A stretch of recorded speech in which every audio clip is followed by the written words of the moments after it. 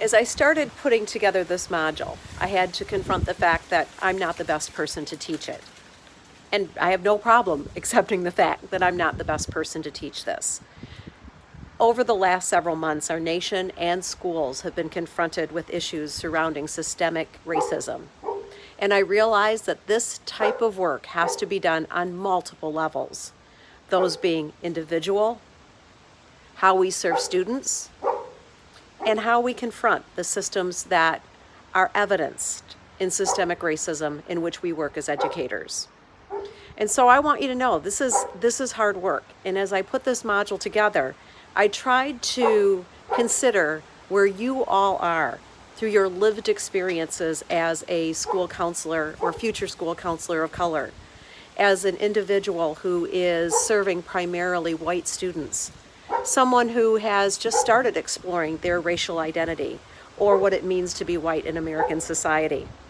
And so with that in mind, this module is actually a collection of resources with both required material for you to review, to read, to listen to consider, and then options.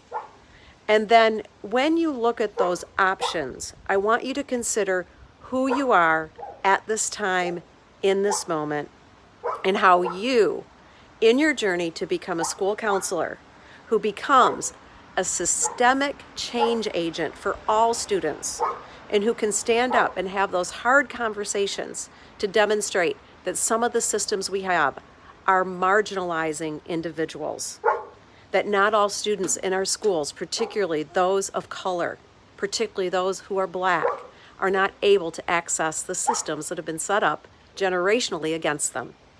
So know that I'm turning this module over to many of the experts.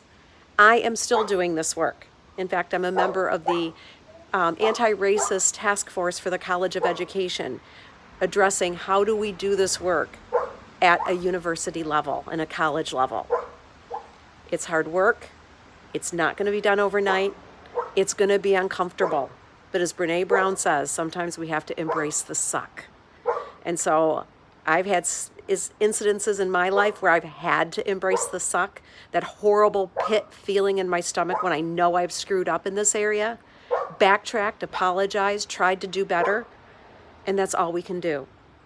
So assume best intentions for me and the materials I chose as required, because that's what I did.